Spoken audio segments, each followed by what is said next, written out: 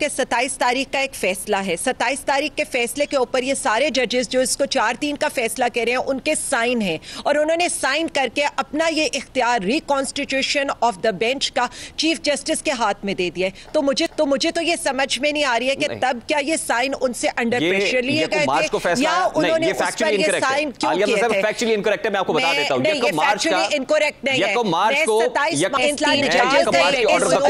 सारी चीज को कभी सुना ही नहीं है। देखिए जी, ऑर्डर और उसके बाद जब फैसला 3-2 है, ऑर्डर और उसके नीचे ये 3 जजेस साइन करें तो उसके बाद तो किसी भी इख्तलाफी नोट की कोई अहमियत रह नहीं जाती। ऑर्डर ऑफ द कोर्ट है। मैं आपको पाकिस्तान तहरीके साहब उसके अंदर उसके अंदर मंसूर अली शाह के साइन है, उसके अंदर याया आफरीदी के साइन है। मैं बताना चाह रही हूँ, जब इन 3 जजेस ने बैठकर उस चीज को सुना ही नहीं है, आपने जब एक चीज को आप सुन ही नहीं रहे तो आप किस तरह से कह सकते हैं कि आप उसकी जजमेंट का हिस्सा हैं? और आज आपको ये इतने दिनों के बाद कैसे याद आ रहा है कि ये एक इख्तलाफी फैसला है या एक अक़लियती फैसला है? बात होगी तो बहुत सी चीजों पर होगी। 27 फरवरी को जब यहाँ पर 9 जजेस एक चीज पर साइन कर रहे हैं जिसके ऊपर लिखा हुआ है कि chief justice is going to reconstitute the bench, और उसके बाद जब आप अपना इख्तियार चीफ जस्टिस ऑफ पाकिस्तान को दे सकते हैं तब तो इख्तलाफी नोट की कोई हैसियत रह ही नहीं जाती। और आप उस बेंच से अलग हो चुके।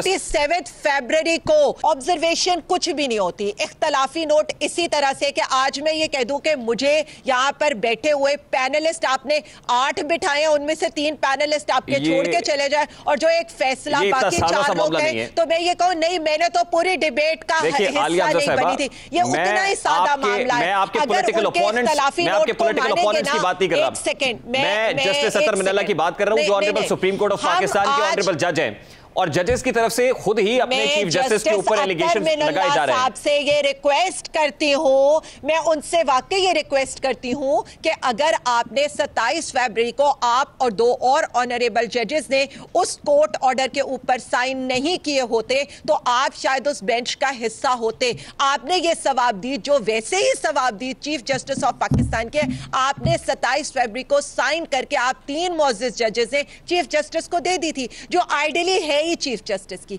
अब आ जाए और बहुत सी चीजों के ऊपर जिन पर हमें यहां पर बात करनी चाहिए। देखें, अदम एतमाद के ऊपर आज उन्होंने कह दिया कि जी अदम एतमाद पर भी खुद नोटिस नहीं होना चाहिए था। तो चले 1 साल पीछे चलते हैं, अगर रिवर्स ही करना है सारी चीजों को तो सबसे पहले उस खुद नोटिस को रिवर्स करते हैं जिस पर यह हुकूमत खड़ी है। और अगर करारदादों से इख्तलाफी नोट से तो फिर शुरू से करते हैं ना। आज अगर एक मिनट, उस वक्त जो सोमोटो लिया गया था, आज ये जो 3 जजेस हैं उन्हें 5 रुकनी बेंच के ऊपर तो एतराज है, लेकिन क्या कल जो करारदाद पेश हुई है 342 के ऐवान में 42 लोगों ने एक करारदाद पेश की है, तो क्या यहाँ पर जो मुल्क का वजीर आजम है उस पर किसी को अदम एतमाद नहीं है? वो जाए पहले एतमाद का वोट लेकर आए, क्योंकि मुल्क के 50 मुंतखब नुमाइंदे भी तहरीक पर कॉन्फिडेंस नहीं करे और उसकी पेश की हुई करारदाद के ऊपर करारदाद के ऊपर वोटिंग में हिस्सा नहीं ले रहे, तो सबसे पहले मुल्क का चीफ जस्टिस नहीं जाएगा, मुल्क का वजीर आजम जाए। अब गिनकर आज आपको बता देती हूँ कौन से जस्टिस क्या कह रहे हैं। सबसे पहले आ जाए चीफ जस्टिस के ऊपर, वो कह रहे हैं 90 दिन में इलेक्शन होने हैं। उसके बाद आ जाए फाइज ईसा साहब के ऊपर, वो कह रहे हैं 184(3), नुद्दीन साहब कह रहे हैं 184(3) के तहत। अतर मिनल्ला साहब जो मर्जी कर रहे हैं, 25 सफात लिख दें, लेकिन वो कह रहे हैं आइन के लिहाज से 90 दिन के अंदर इलेक्शन हो रहे और हाईकोर्ट का फैसला है। बिल्कुल मंसूर, एक सेकंड, पहले अभी एक फैसला कर लेना हमने। नहीं, पहले फैसला कर ले कि ये जो मुकदमा है ये है किस चीज का। नहीं, ये है किस चीज का? ये है इस चीज का कि इलेक्शन आईनी और कानूनी तौर पर अगर 90 दिन में नहीं होंगे तो 14 मई को होंगे और 14 मई से एक दिन आगे नहीं जाएगा। चले इस पर मेरा फिर बड़ा सादा सा सवाल है इनमें से कौन सा जज है जो ये कह रहे हैं? एक सेकंड, पहले हम आ जाए ना टेक्निकलिटीज, अब बाद में बेंच 3-4 का था, 2-3 का था, 5-6 का था, 10-11 का था, उस पहाड़े को भी छोड़ दे, इस जज को बैठना, इस जज को नहीं बैठना। 184(3) के आगे पीछे छुपने के बजाय एक फैसला, क्या इन जजेस ने ये नहीं कहा कि आइन के लिहाज से इलेक्शन होना जरूरी है और अवाम को उनका आईनी हक मिलना चाहिए? क्या कोई एक मुअज़्ज़िज़ जज इस बात से जिस वक्त आपने असेंबलीज को डिसॉल्व किया था, अब मेरा सवाल ले लेना, जब आपने असेंबलीज को डिसॉल्व किया था तो उस वक्त नहीं, यही मैं अब सवाल पूछना चाहती हूँ। बहुत अच्छा सवाल किया आपने। मुझे ये बता दें हमने कौन सा गैर आईनी कदम किया था, और अगर हमारा कोई गैर आईनी कदम था तो चले आप उसको रिव्यू में चले जाते। क्या कोई पार्टी, क्या कोई जज, क्या कोई बंदा, क्या कोई आम आवाम उसके रिव्यू में गई कि ये गैर आईनी तौर पे टूटी है, चले सूबाई असेंबलियों का रिवर्सल कर ले। इसके ऊपर भी अतर मिनल्ला साहब की ऑब्जर्वेशन है। हुकूमतें वो कहते हैं कि पहले आप असेंबली से इस्तीफे देते हैं, सुप्रीम कोर्ट ऑफ पाकिस्तान का दरवाजा खटखटाते हैं कि इस्तीफे कबूल करो। जब इस्तीफे कबूल होते हैं तो आप सुप्रीम कोर्ट में जाते हैं कि इस्तीफों को वापस दिलवाएं। आप चाहते क्या है? दोनों में से एक बात कर ले, हम सूबाई असेंबलियों की बात कर ले या कौमी असेंबली की बात कर ले। पहले सूबाई असेंबली की बात मुझे खत्म करने दे। सूबाई असेंबली आपने तहलील आईनी तरीके से हमने रिजॉल्व की, उसके बाद ना कोई रिव्यू गया।